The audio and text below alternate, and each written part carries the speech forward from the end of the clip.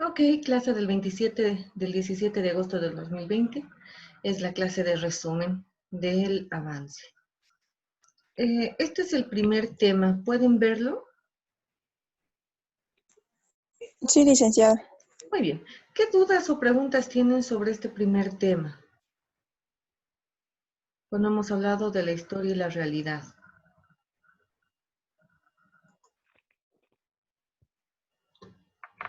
¿Alguna duda o pregunta de este tema?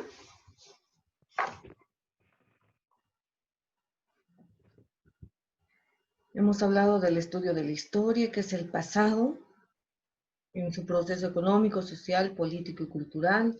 Hemos hablado de la realidad, que son los hechos y acontecimientos que suceden, ¿no? Los fenómenos, que el término que a veces utilizamos. Hemos hablado de Bolivia y de muchos problemas que tiene. Hemos caracterizado algunos y hemos mencionado cómo se puede solucionar los problemas desde la historia. Lo mismo hemos hablado del departamento, cómo nosotros podemos ayudar. Asimismo, hemos hablado de las universidades en Bolivia, todas las que pertenecen al sistema universitario. Hemos caracterizado una universidad pública y la responsabilidad de nosotros como estudiantes de la universidad pública. También hemos tratado sobre la misión y la visión de nuestra universidad y sobre las carreras de historia, las distintas carreras de historia que hay a nivel Bolivia y algunas de sus actividades. Asimismo, la visión y la misión de la carrera, el perfil profesional, el campo de acción a que nos dedicamos, a que nos vamos a dedicar y principalmente eso, ¿no? Y cómo nosotros, esa era la tarea, ¿recuerdan? Desde el punto de vista de ustedes, ¿cuál es la responsabilidad que tiene un universitario que se forma en una universidad pública? La sociedad tiene las carreras en ciencias sociales y de qué manera nuestra carrera puede aportar a la solución de problemas. ¿Tienen alguna pregunta de este tema?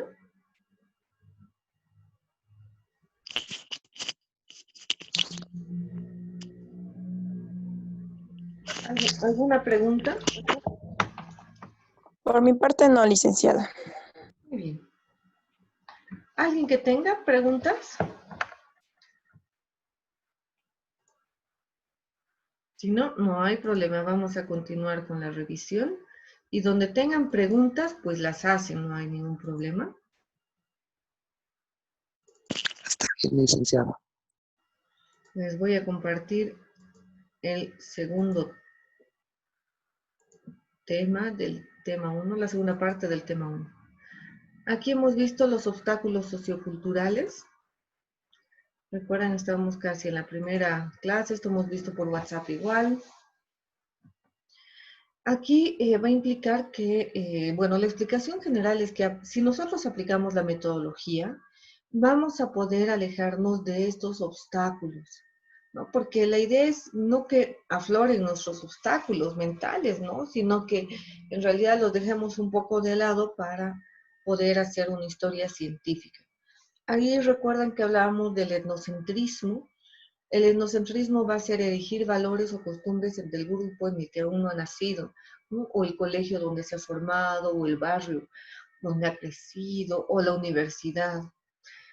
Entonces, todo lo que yo he hecho, todo lo que cada uno de ustedes ha hecho está bien y es mejor. Cuando ustedes ponen un grado de superioridad y dicen, esto es superior, o sea, lo mío es superior a lo tuyo, ahí sí van a entrar al etnocentrismo. Si bien las personas muchas veces en los juicios que hacemos vamos a estar explicando, ¿no? Vamos a estar dentro de ese etnocentrismo. En una investigación tenemos que alejarlo lo más posible. Entonces, términos como este es mejor, o yo soy mejor, o mi colegio es mejor, o mi equipo de fútbol, o mi partido político, o mi iglesia es mejor, es etnocentrismo. Ahí hemos dado varios ejemplos, ustedes también han hecho esos ejemplos. Hemos hablado yo aymara, yo quechua, yo argentino, o yo de un país, yo boliviano, ¿no? O yo de Sucre, yo de La Paz, yo de tal colegio, ¿no? Entonces son esas características.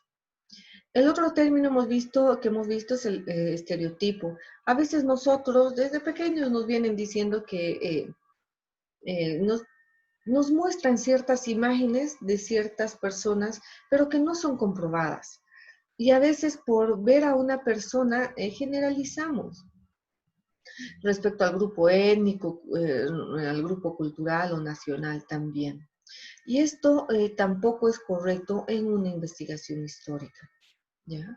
Ejemplo, ¿qué se decía de los peruanos? Los paceños son, los potosinos son, los chuquisaqueños son, o los historiadores son. ¿Recuerdan los ejemplos que dábamos?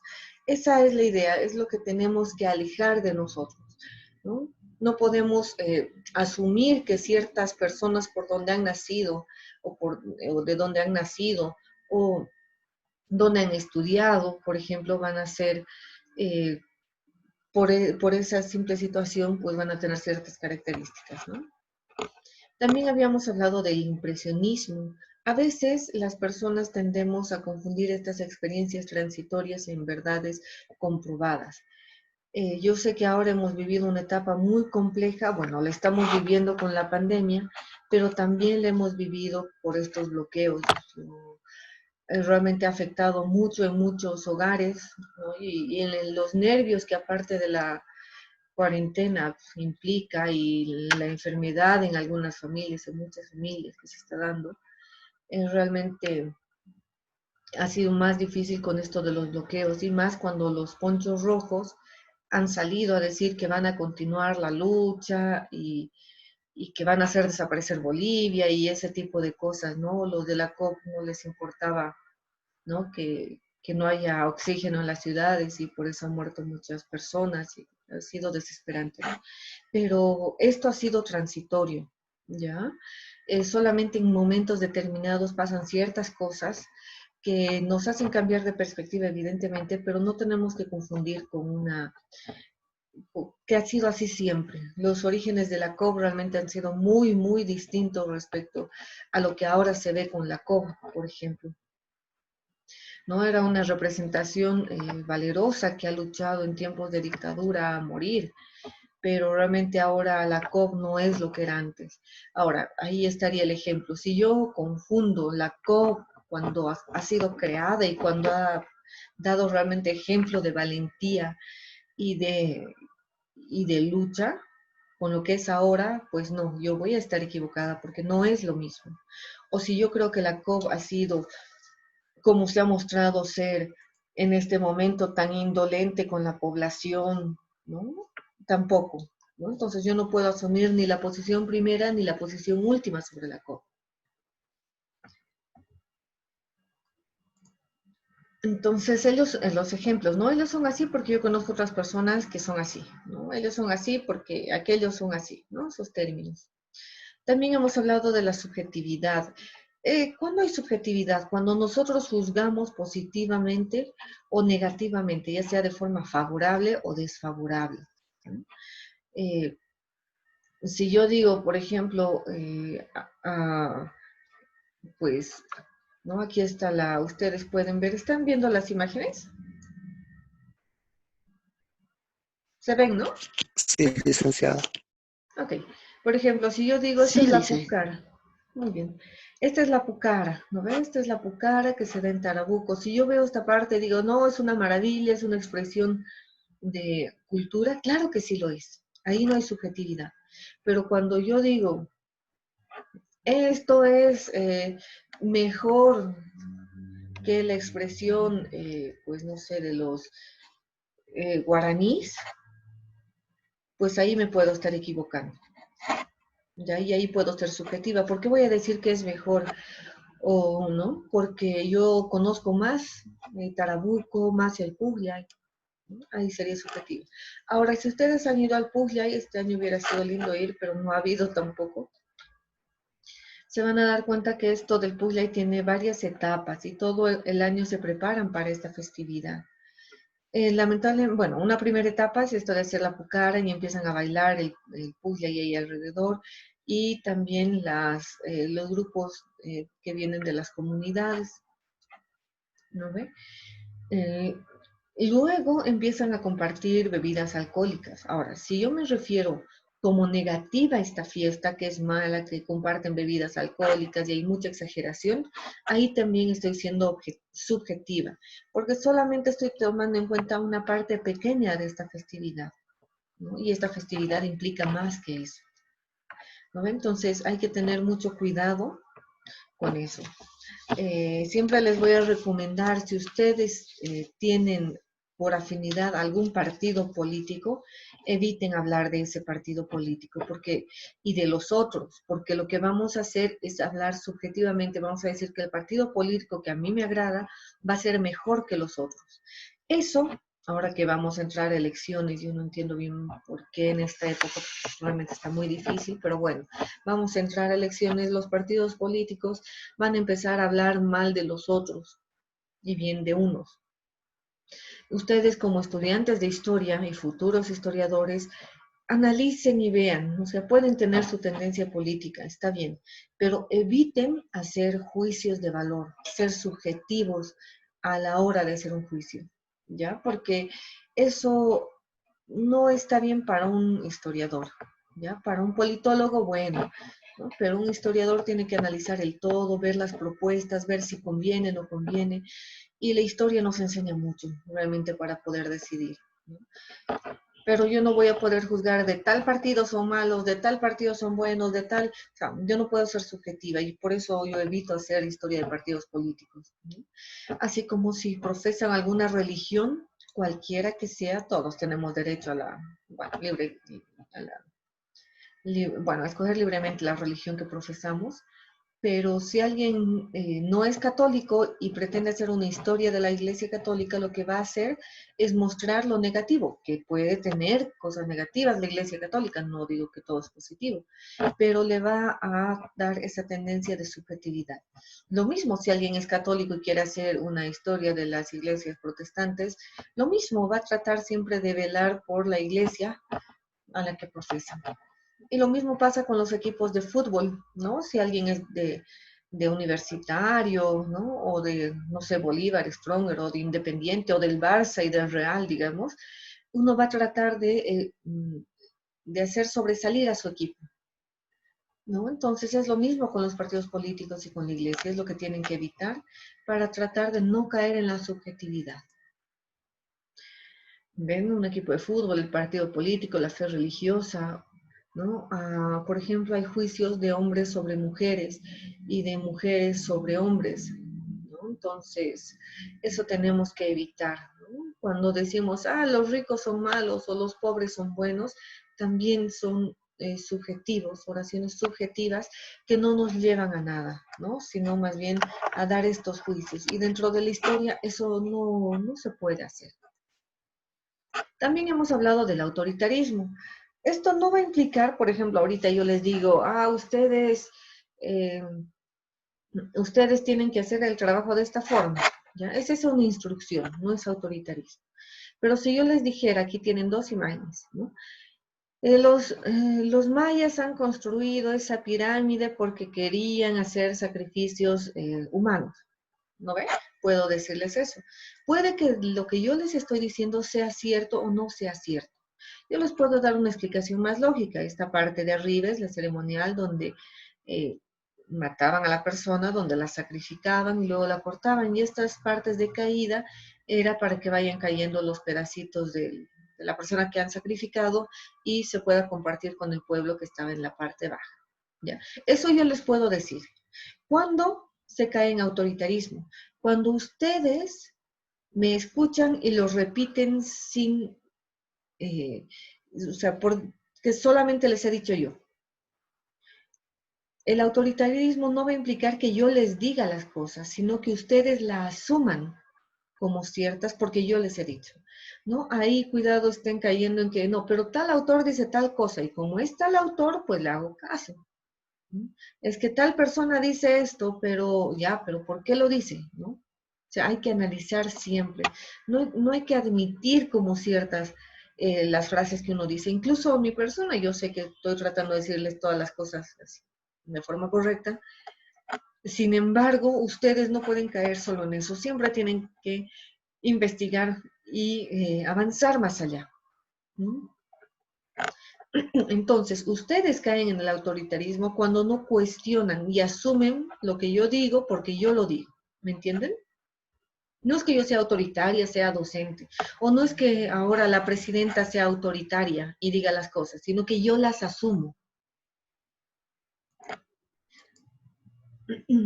Esto lo dice tal persona y por el hecho de ser él o ella es cierto, ¿no? Esto lo dice, entonces no lo discuto.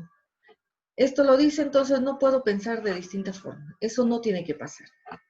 ¿Cuál es la diferencia con el dogmatismo?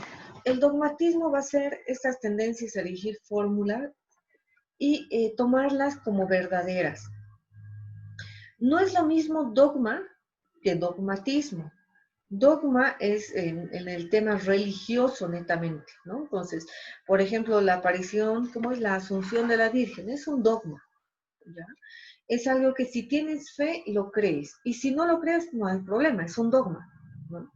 Ahora, el dogmatismo va a venir de esa idea, sin embargo, lo que va a hacer es que yo asuma lo que me dicen porque, porque quiero asumirlo así, pero principalmente porque lo dice alguien o porque tengo que hacer caso a los, no sé, al jefe, ¿no? Esto se da mucho en los partidos políticos. Se han debido dar cuenta, más allá del partido político que les guste, a mí personalmente no me gusta ninguno, no me gusta la política, o la política que se hace no me gusta. La política es linda, pero como se está haciendo realmente no me agrada. Pero tal vez a ustedes les gusta algún partido político. Fíjense si sus líderes políticos les dicen algo y ustedes lo cumplen, sin discutir, sin pensar, sin analizar nada. Sabemos, por ejemplo, esto de La Paz, que ha salido Felipe Quispe. Él era mi compañero de la universidad, él estudiaba historia allá en La Paz. Y él ha hecho muchos bloqueos en La Paz en la década del 2000, 2001, 2, 3, cuando era mi compañero de historia. Cuando él decía algo, decía, vamos a salir a bloquear, y en una oportunidad lo ha dicho así, los caras van a tener que tomar el agua de los zapatos. De esa forma lo ha dicho y lo ha expresado.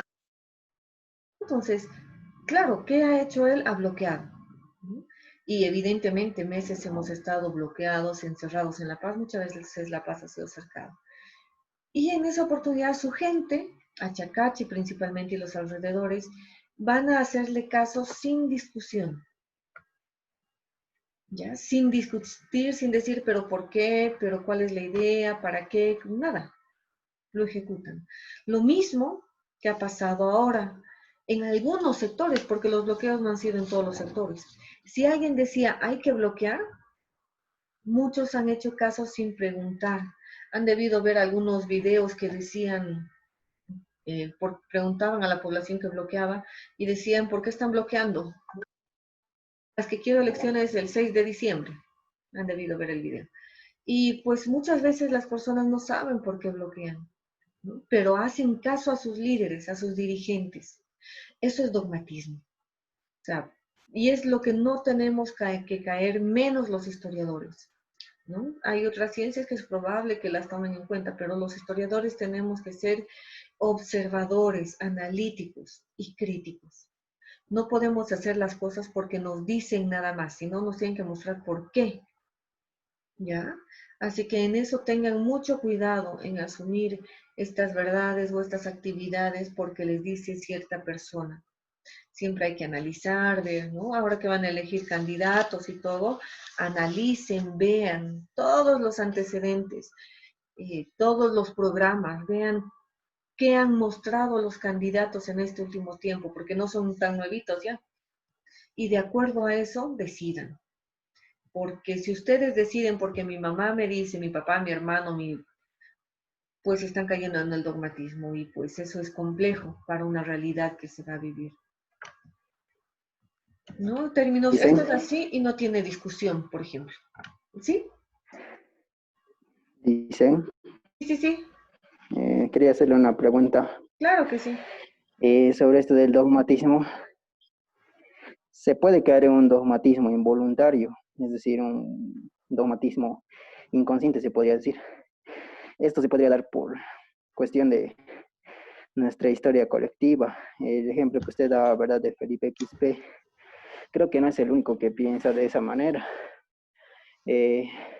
Hace poco nomás veía una conferencia una conferencia de historia sobre el 16 de julio, así debatiendo sobre el personaje de Pedro Domingo Murillo. Y entre ellos estaba, no sé, el licenciado Mario Castro con otros historiadores de Bolivia, más que todo de La Paz. Y había un historiador de la UPA del Alto. En este momento no me acuerdo su nombre, pero era Inca algo así, su nombre es seudónimo, no sé si usted lo conoce. Y también en esa conferencia estaba Felipe Quispe, justamente. Y la idea no era debatir históricamente a partir de fuentes documentales. Bueno, eso no se dio porque empezaron a discutir y a pelear sobre este personaje. Y los historiadores que pertenecían a la UPA, a la del Alto, criticaban duramente a Murillo, diciendo de que no se debería festejar a una España, a un criollo que simplemente era servir a los intereses españoles. Y ahí estaba el licenciado Mario Castro que, o sea, ponía otra, según fuentes primarias ponía otra versión, pero entonces se fueron dando así la pelea hasta que el licenciado Mario se tuvo que salir de la reunión y se quedaron los historiadores de La Paz, del Alto, y entre ellos empezaron a especular. Y también los que comentaban aquella conferencia apoyaban todos a este Inca, que no me acuerdo su nombre, pero es el que dice que dio la verdadera historia de la Huipala. Creo que escribió Ah, un ya. libro sobre eso. Él, no sé si sabe su nombre cuál es. No recuerdo, Choquehuanca creo que es, o es el Inca, no me Sí, sí, sí, acuerdo, sí, pero exacto. es docente, sí, es docente, él Sí, ha estudiado en la UNCE y es es docente docente de sí, la... UPA, sí. Sí, sí, sí. Ujú. Él es el que criticaba duramente a esto del personaje de Pedro Domingo Morillo. Aparte que criticaba a otros historiadores que en su época habían vivido, como Alberto Crespo, que dice que era su docente, que lo trataba mal, que no le dejaba ir a los archivos por el simple hecho de ser un indígena. Dice que Ujú. prefería más a los estudiantes así citadinos que darles oportunidad a aquellas personas que venían del campo. Y alababa mucho el personaje de Roberto Choquecanqui, que para él era un historiador, el primer historiador aymara formado verdaderamente, que trataba de contar la historia de verdad. Entonces creo que esta pugna, no sé si es verdadera mi posición, se debe a una especie de dogmatismo involuntario que ha venido como consecuencia de su historia, porque bien sabemos que los indígenas por mucho tiempo han sido maltratados injustamente justamente por otros ciudadanos que se creían superiores.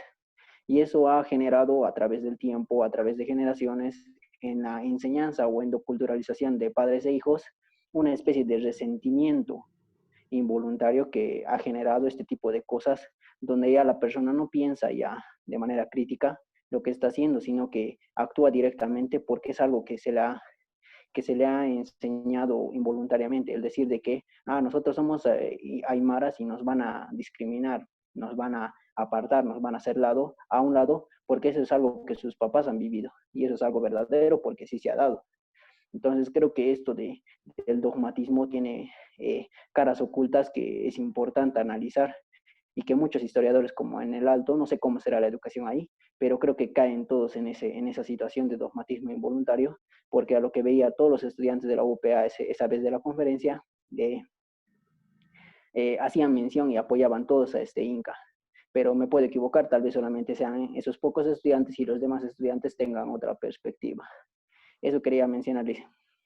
Muy bien y muy buen ejemplo. Lamentablemente yo no he escuchado la conferencia, pero como has explicado, realmente ha sido un poco dura, ¿no? Difícil.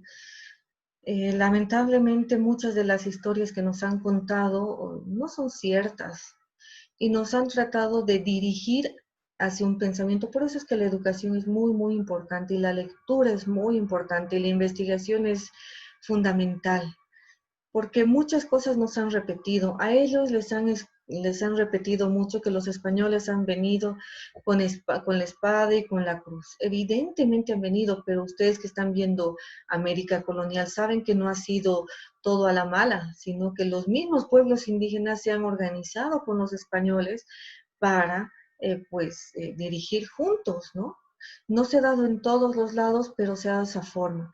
Ahora, respecto a Pedro Domingo Murillo, se ha escrito mucho. Incluso ha habido una persona que se ha animado a decir que en 1781, con los levantamientos indígenas, Pedro Domingo Murillo habría estado dirigiendo uno de los caballos que ha desmembrado a Tupac Katari.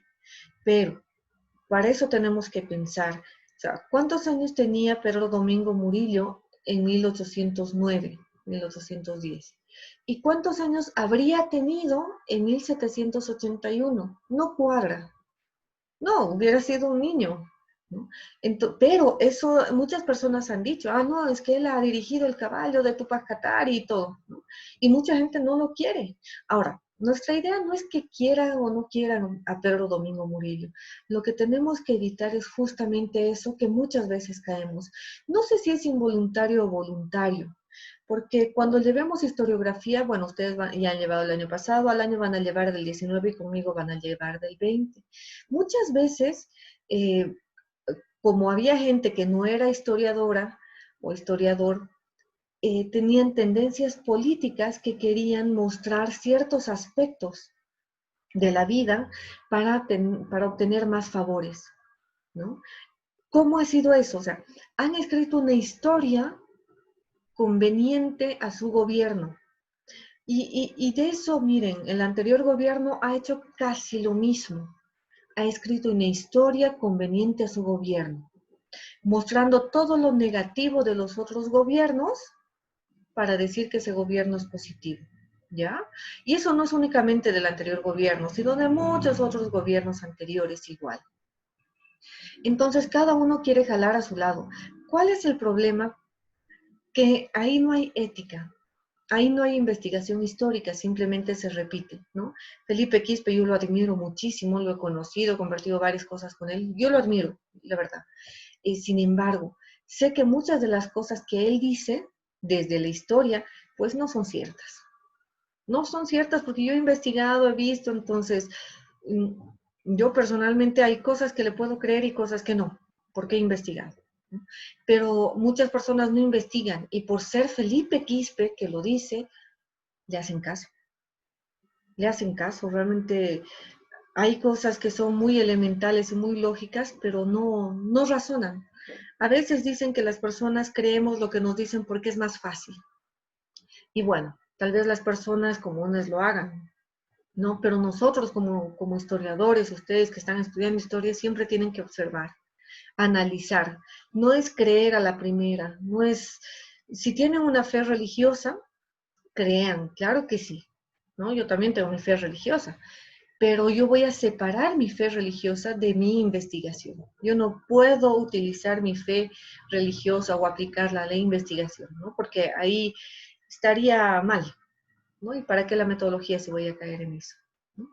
Fíjense en sus líderes barriales, fíjense en sus líderes en las comunidades que ustedes tienen. Hay toda una lectura de la invasión española, pero que ha sido escrita a principios del siglo XX por no eran historiadores, pero eran escritores de historia, que han tergiversado mucho la historia colonial para alabar la historia republicana. ¿Por qué? Porque querían fundamentar la creación de la república. Entonces, todo lo negativo de un lado y todo lo positivo del otro para tener más adeptos a lo positivo, ¿no? A la república.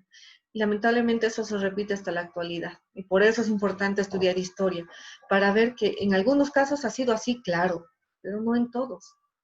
No en todos. Muchas veces quienes han perdido más con la república han sido los indígenas. Les han quitado las propiedades. Los españoles han aceptado, pero van a ver cuando estudien siglo XIX, ha habido, por ejemplo, la ley de exvinculación, ¿no? La república ha sido durísima, durísima, pero esos temas no se hablan. ¿Por qué? Porque a la gente no le interesa hablar en contra de la república, ¿no? Pero la idea es llegar a una historia equilibrada. No sé si tienen alguna duda más de esto o algún ejemplo.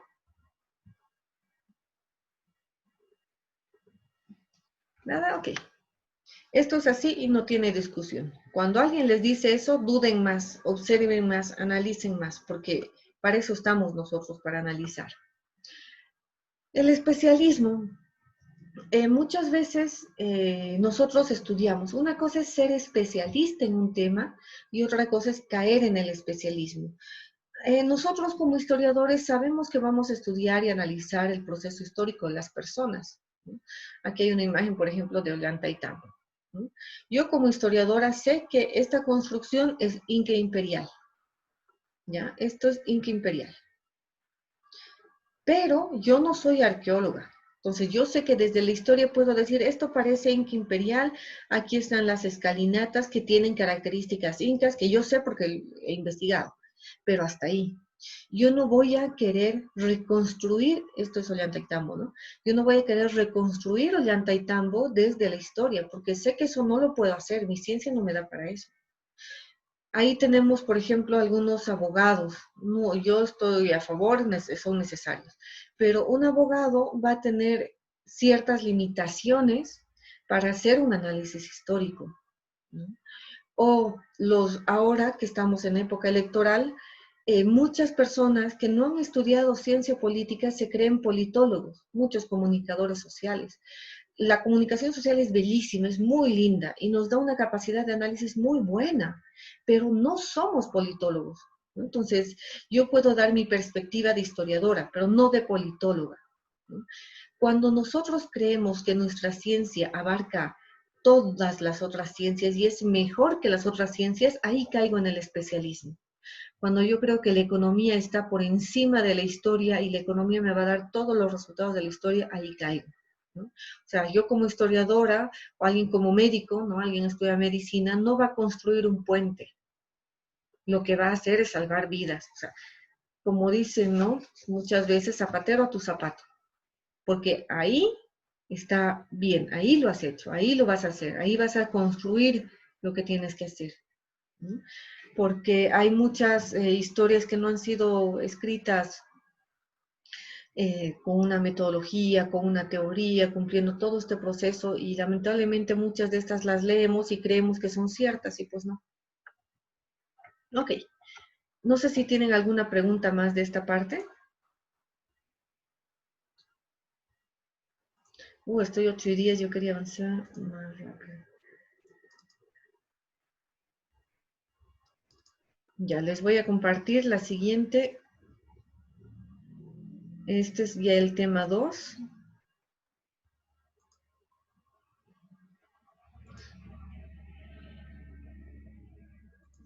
Me avisan cuando lo estén viendo.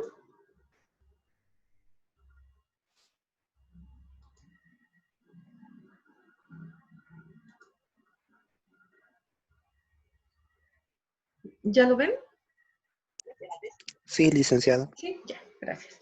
Conceptos básicos de la metodología de la investigación: conocimiento, método, metodología, técnica, teoría. Ya saben que ciencia es un sistema de conocimientos. Se adquiere esto, ¿ya? Vamos a decir que hay formas de conocer el mundo con saber cotidiano y un saber científico. Un saber cotidiano, por ejemplo, es cuando uno quiere comer un plátano, sabe que tiene que pelarlo. Ese es un conocimiento cotidiano, ¿ya? No necesitas investigar por qué no puedes comerte la cáscara de plátano. A diferencia de un conocimiento científico, de un saber científico, esto va a implicar que tengas que analizar el por qué, ¿no? Y muchas veces se origina en la práctica, evidentemente, pero va a ir más allá, va a cumplir un método científico. El conocimiento es la asimilación de la realidad, ¿ya? Ahí está el conocimiento empírico y el conocimiento científico. En el científico, que es lo que nosotros hacemos en historia, tenemos que, generalmente se va de lo desconocido a lo conocido, ¿no? Entonces, ¿qué ha pasado en 1781 para que tanto se hable de ese periodo, ¿no? Por ejemplo, ¿no? Entonces, no conocemos, ¿no? Vamos a ir conociendo que ha habido levantamientos indígenas. También vamos a hablar de la ley. Las leyes son fenómenos bueno, las leyes van a ser las que regulen supuestamente el proceso, ¿no? Ahí está la ley de Newton, por ejemplo, ¿no? Luego vamos a ver los hechos. Un hecho va a ser una recopilación de datos. Un hecho es un acontecimiento, lo que muchas veces van a leer como un fenómeno. Un hecho es un fenómeno. Cuando les dicen, ¿qué fenómeno estudias? Alguno va a decir, no sé, el terremoto de 1948, ¿no? Ese es el hecho que se estudia. La hipótesis va a ser la que vamos a llegar. Es una formulación, una posible respuesta, ¿no? Y es a la que llegamos a comprobar con las investigaciones. ¿Hay diferencias entre hechos y hipótesis? Sí. Un hecho es lo que ha acontecido. Una hipótesis es una explicación posible, ¿ya?, del hecho. El método, esto va a ser bien importante, es el proceso. ¿Cómo vamos a realizar una investigación? Si nosotros cumplimos con método, ahí vamos a saber si somos científicos. Es paso a paso lo que hacemos para realizar una investigación. La metodología es el estudio del método. Esto, por favor, no se olviden. Método es el procedimiento. Metodología es el estudio del método. Nuestra asignatura es metodología. Estudiamos el método, los distintos métodos, porque no hay solo uno. La labor del investigador es la búsqueda constante de hechos nuevos que permitan comprobar hipótesis y enriquecer las teorías existentes, ya sea en el campo de las ciencias naturales o las ciencias sociales también. La técnica es el instrumento, ¿ya? Por ejemplo, ustedes están levantando fichas, esa es técnica. Si quienes van a hacer historia oral, van a hacer entrevistas, eso es técnica. La teoría es una forma de explicar el hecho. ¿Tienen alguna pregunta de esta parte? He ido un poquito rapidito, pero creo que es importante para repasarlo por lo menos. ¿Alguna duda? ¿Nada? Ok, vamos a seguir. La investigación en ciencias sociales. ¿Investigar qué es? Indagar. ¿No? Nosotros nos preguntamos, indagamos, ¿no? Y eso es investigar. Va a ser la forma de hacer algo. Esta se va a desarrollar a partir del método científico. Se van a dar cuenta que esta investigación, la que están haciendo ustedes, va a ser una interpretación a partir de ustedes. Pueden haber muchas interpretaciones de la realidad. Y mientras más profundo sea el conocimiento, o sea lo que ustedes investiguen, más podemos modificar la realidad. Por eso se quiere que sean investigaciones profundas y no superficiales. ¿Qué se entiende por método? Es el procedimiento que se desarrolla a partir del pensamiento científico. Y de ahí surge la metodología. Entonces, ahí tenemos teoría, método y tenemos la metodología.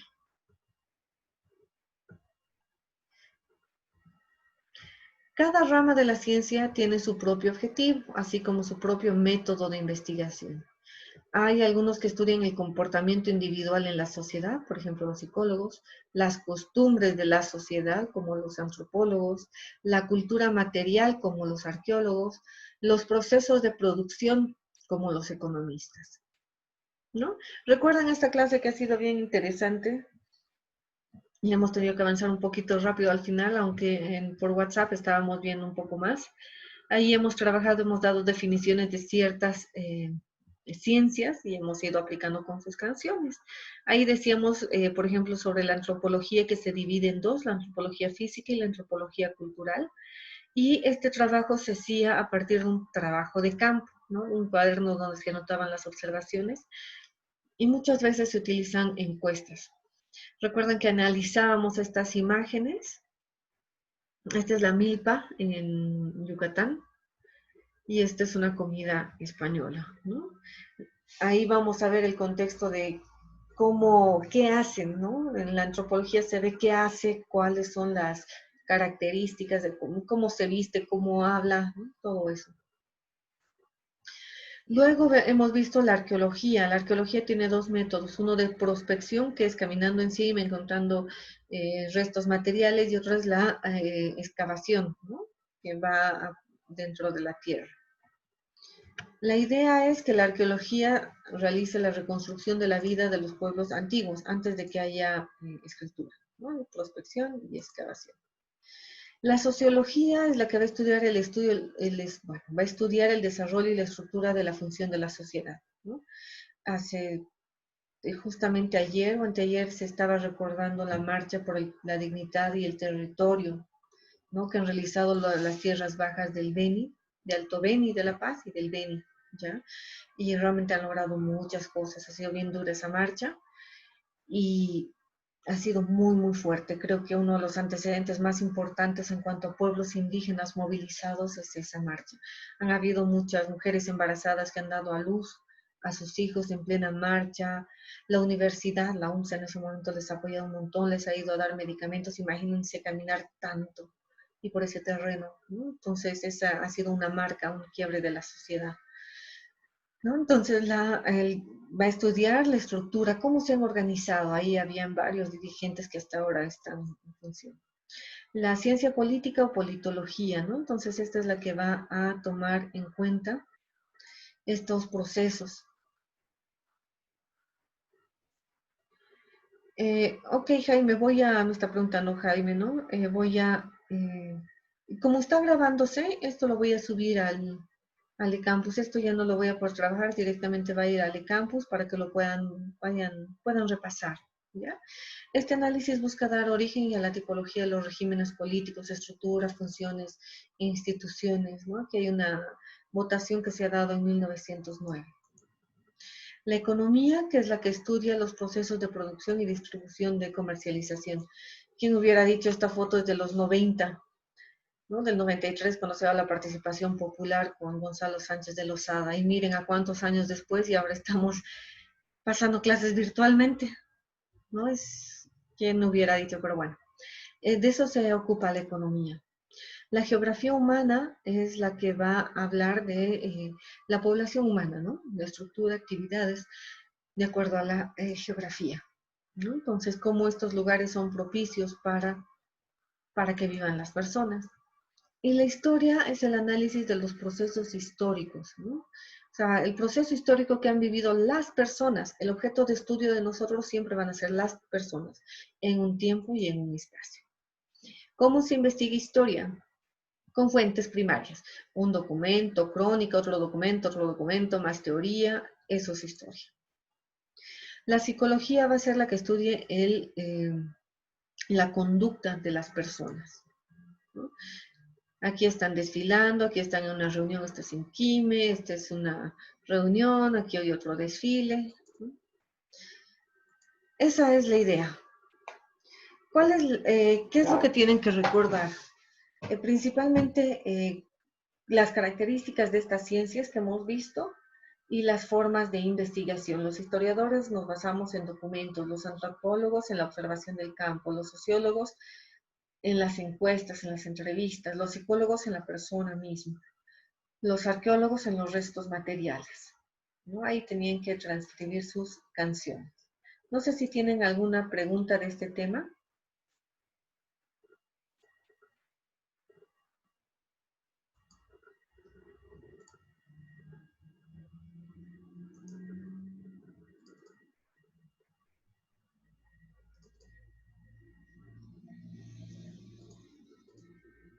Voy a ir un poquito más rápido.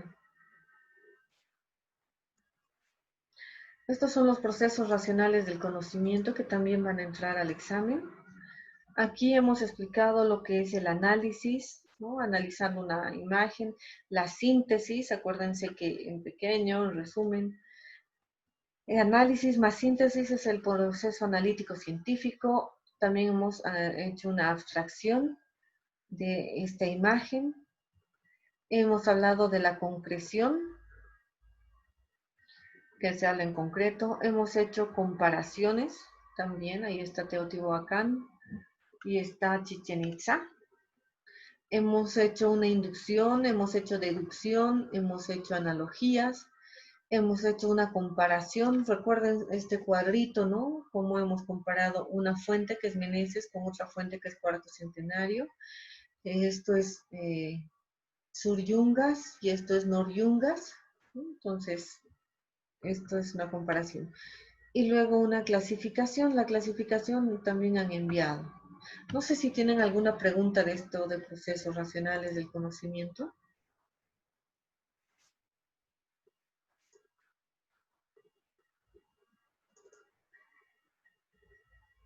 ¿Nada? ¿Sí?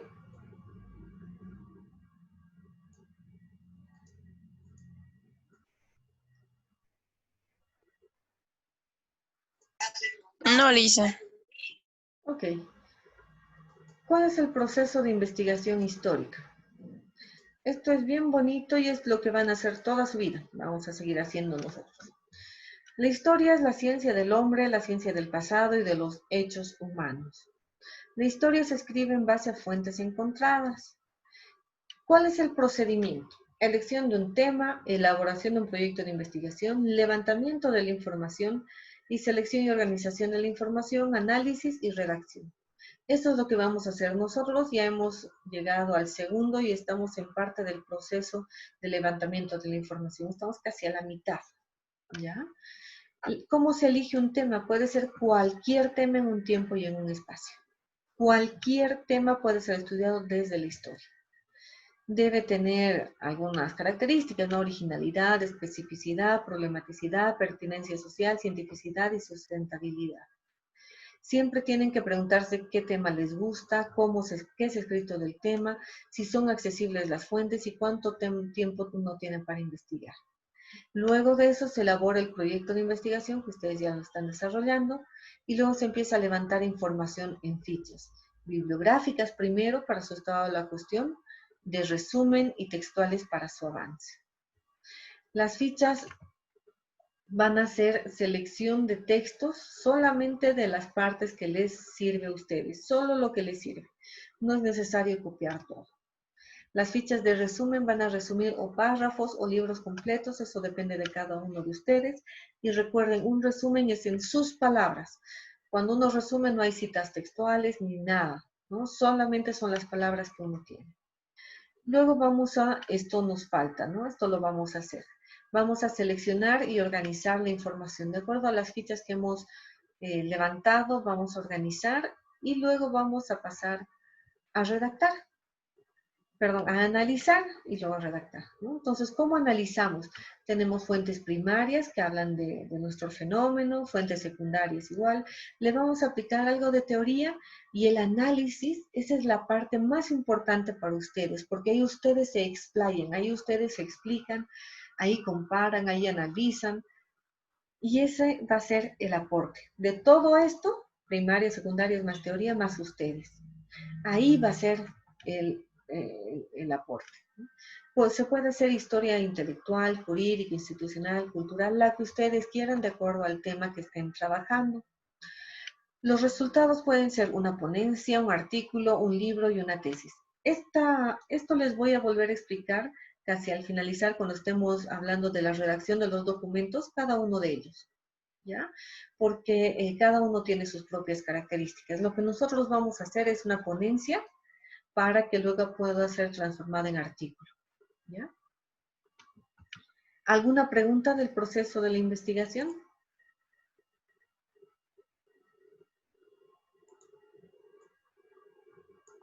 Licenciada, ¿será que me puede explicar sobre ese de teórico? Porque es una parte donde está entre el estado de cuestión, ¿verdad? Ah, claro Y que el sí. teórico. Es esto, por ejemplo, cada quien va a decidir si va a ser una historia social, historia intelectual, historia jurídica, historia institucional, historia cultural. Hay muchas formas de hacer historia. ¿Cuál es tu tema?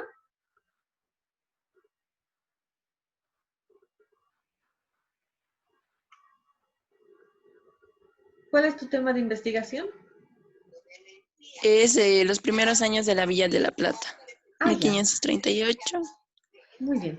Entonces, si tú quieres ver los primeros años, ves calles, urbanización, tú puedes hacer, por ejemplo, una historia local o puedes hacer una historia urbana también o puedes hacer una historia cultural. O sea, si te vas a basar más en las actividades de las personas, puede ser cultural o de las mentalidades. ¿Ya? Puede ser por ahí. Y cuando, bueno, a ustedes les falta historiografía del 19 y del 20, pero desde ya ustedes pueden ir diciendo, avanzando, ¿no? Yo quiero hacer historia institucional, o esta investigación se va a ver desde la historia de las mentalidades, o desde la historia, no sé, marxista, si a alguien le gusta Marx, o desde el neomarxismo. Ustedes deciden hacia dónde va a ir su investigación. Está bien, licenciada, gracias. Listo. Lo último que hemos visto es la elaboración del proyecto de investigación.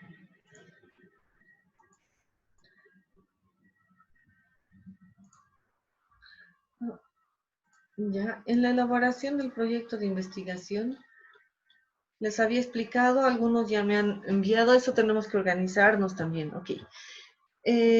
Ustedes escogen los temas que más les gusten, puede ser una persona, un grupo de personas, una población, migraciones, mentalidades, vida cotidiana, en un espacio local, como puede ser La Plata, o Sucre, o Potosí, o Tupiza, o ¿no? Cualquier lugar. O regional, como el Chaco, o los Yungas, o una institución puede ser monárquica o republicana, ¿no? O vida pública, vida privada, eso lo deciden ustedes. ¿Cuál es la base? Estudiar la situación de las personas individuales o en conjunto, hombres y mujeres, solo hombres, eso depende de ustedes, en un determinado tiempo y en un determinado espacio. Esa es la base, determinado tiempo y determinado espacio. El proyecto tiene todos estos puntos. Recuerden que esta es la otra parte de la evaluación, que tienen que enviarla en limpio. El tema tiene que ser explicado en párrafos, ¿ya? Tema, tiempo y espacio. Tiene que estar bien justificado su tiempo.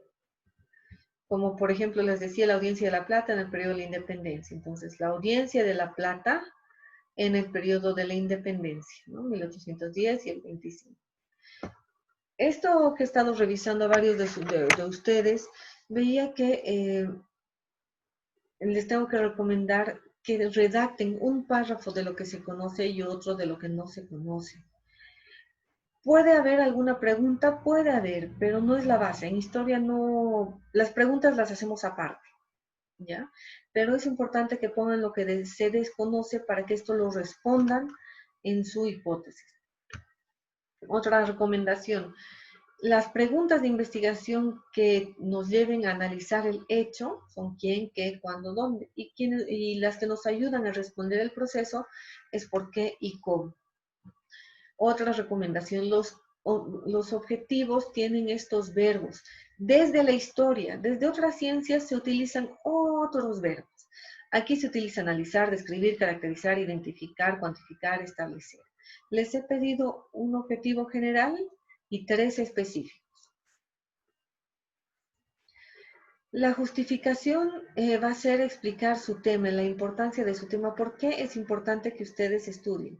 Tiene que ser impersonal, no pongan yo quiero investigar esto, sino la presente investigación es importante porque hasta el momento no se sabe cómo ha sido organizada la sociedad, ¿no? Justifiquen. El estado de la cuestión bibliográfico, tienen que identificar todo lo que se ha escrito sobre el tema. Esto, por favor, recuerden. He ido revisando y hay varios avances muy buenos, pero hay otros que se han debido olvidar y no han revisado esta parte. Tienen que ver todo lo que se ha escrito sobre su tiempo y todo lo que se ha escrito sobre su espacio. En el teórico, que era lo que me preguntaba su compañera, explicar la teoría que se pretende aplicar. Esto es una línea, una oración. No necesitan poner más porque les falta conocimientos para esto, pero ya pueden ir adelantando, ¿no? Entonces ustedes adelantan y dicen, quiero hacer una historia social, o una historia política, o una historia cultural. La que más les guste y piensen que de esa forma se va a entender mejor su tema. En el conceptual tienen que identificar y conceptualizar las palabras base de la investigación. Recuerden lo que les había dicho. No es lo mismo una definición que una conceptualización. Una definición la da un diccionario. Y hay términos que tienen que ser bien escogidos, porque no todos los términos que uno trabaja van a ser para conceptualizar. Por ejemplo, calle, si hablamos de las calles de La Plata, el término calle no necesitas conceptualizar, pero el término urbanización, sí. ¿No ve? Si alguien utiliza términos, no sé, independencia, es un término a conceptualizar. Pero si dicen es un levantamiento, no, un levantamiento no necesitas conceptualizar. Si alguien dice, no sé, hiperinflación, es un concepto. Moneda es una definición. Recuerden, aquí no entran definiciones, entran conceptos.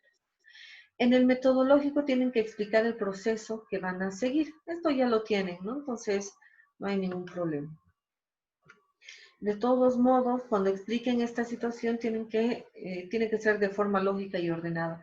Todos los archivos y bibliotecas donde piensan que hay documentación, ustedes ya saben virtualmente, ¿no? No podemos ir a los archivos, pero ya lo saben, ¿no? Entonces dicen Archivo y Biblioteca Nacionales de Bolivia, Fondo Emancipación, Fondo Escrituras Públicas, ¿no? O Casa de la Libertad, fondo tal, ¿no? Eso va a ser bien importante para que ustedes puedan saber hacia dónde van. La hipótesis es la respuesta tentativa al planteamiento del problema. Es sencillo, redactar de forma positiva y respondiendo. Si el planteamiento del problema decía, por ejemplo, se desconoce el proceso de urbanización de La Plata durante los primeros años, la hipótesis puede ser, la urbanización de La Plata se fue dando de acuerdo a la repartición de solares y a los requerimientos de la población que hacían para poder ocupar los espacios. Es sencilla, no necesitan dar muchas vueltas y esa sería una hipótesis. La estructura tentativa tiene que estar en relación directa con sus objetivos. Si su primer objetivo dice describir La Plata en el periodo colonial, su primer subtítulo va a ser La Plata durante el periodo colonial. Si su objetivo 2 dice analizar la declaración de fidelidad del rey de España, su subtítulo 2 va a ser la declaración de fidelidad al rey de España. Si su objetivo 3 dice caracterizar la jura de la Constitución de Cádiz, su subtítulo 3 va a ser la jura de la Constitución de Cádiz. O sea, van a utilizar los mismos términos, no necesitan poner otros términos, ¿ya? Aunque les parezca repetitivo, es necesario, porque ahí se habla de la coherencia. El cronograma ya lo han hecho, también he revisado varios que estaban muy bien. Entonces, una semana. Cada mes tiene 4 semanas. Lo siento, se salió. Y luego lo último va a ser la bibliografía. Ahora sí. La bibliografía es un listado de títulos. Hay un formato, es el formato Piero. En este formato van a citar la bibliografía que pretenden revisar. Algunos libros seguramente los han enlistado y han visto que tienen algo de información. Es un listado en orden alfabético.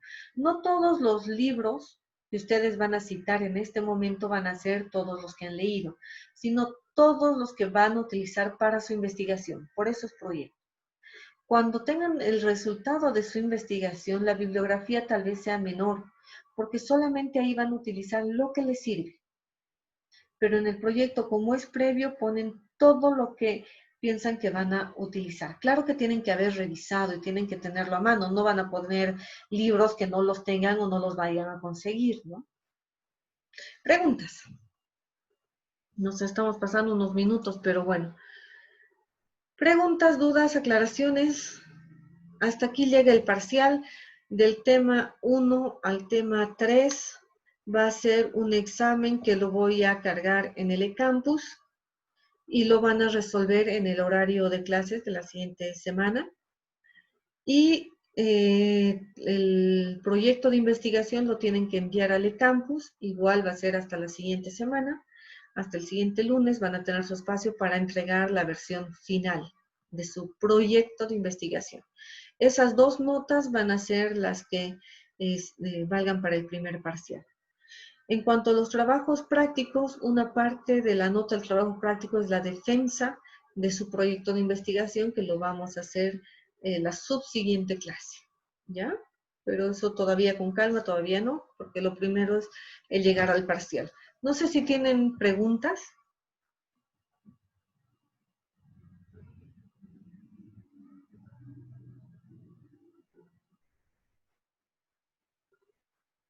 ¿Duda, aclaración, nada? ¿Están listos para el examen?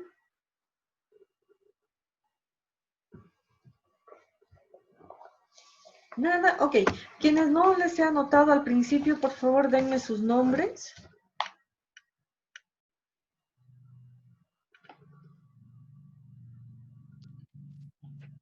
Buenos días, Licen. Buen día.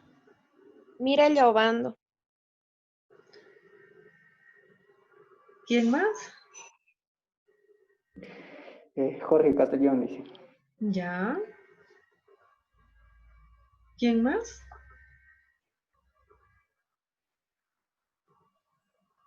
Licenciada, buenos días. Buen día. Blanca Caballero.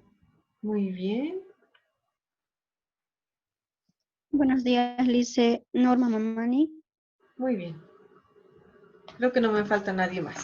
Listo, entonces, si no tienen dudas o preguntas, igual van a poder preguntar por WhatsApp para que estén bien preparados, ¿ya? No se van a poner nerviosos para el examen, va a haber una explicación previa al examen, ahí mismo en el campus, para que sea como, bueno, para que puedan resolverlo, ¿ya? ¿Está bien? Dicen, vamos Está a bien, tener otras está bien. entrevistas personales. Sí, sí, si no hay nada más del examen, vamos a tener entrevistas personales para mejorar sus proyectos de investigación, ¿ya? Por ejemplo, mañana, bueno, les decía que podría ser en horarios de la tarde, ¿ya? Por ejemplo, de 2 de la tarde hasta 4 más o menos el internet funciona bien, luego se complica. Depende del horario de ustedes, esto ya lo voy a